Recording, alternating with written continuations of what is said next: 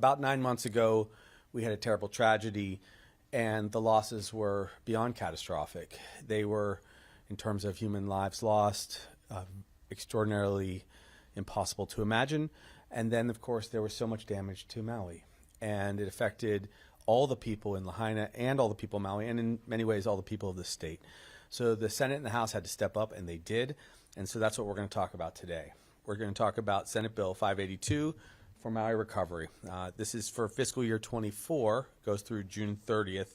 It's the wildfire emergency appropriations and Maui recovery update that we're going to have.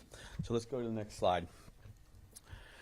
So what does it take when an entire town is taken from us? It takes infrastructure, and it takes housing. It takes thousands and thousands of person hours of work, and that was in the form of course, FEMA, American Red Cross, our first responders, those who build roads, those who work on water systems, all of these things, and all the social services that go around those too, mental health care, behavioral health care. All of this is built in, and then there is the work that HIEMA and FEMA do. So everyone's doing their best, and it's never perfect.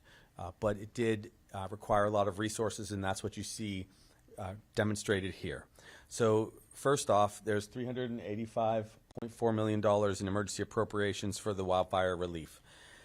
Of that, we'll break that out. It's $292 million for the non-FEMA eligible families and the work that has gone around caring for them. And I will tell you this, most other states did not provide as much support for their people, not because they don't care, just because they didn't step in like an Ohana quite the same way.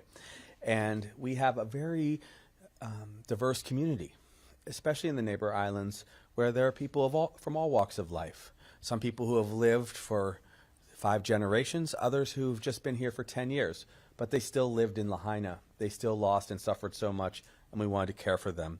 That's what that $292 million goes toward. I'm going to break it out further as we go forward. There were also some FEMA eligible families that needed additional support because a lot of people lost everything. They lost their car. They lost their home. They, of course, lost their ability to communicate.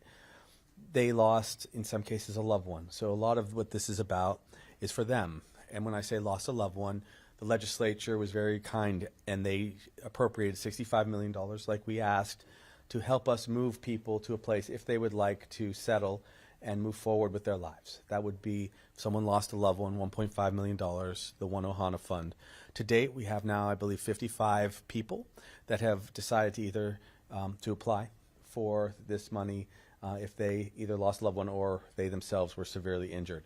We will have an update right before July 1st for the legislature of the total number of people that qualify. Whatever resources that aren't necessary from that $65 million, perhaps it'll be only 2/3 of that resource that's necessary. The other monies will go back to the general fund per our agreement and per what's right.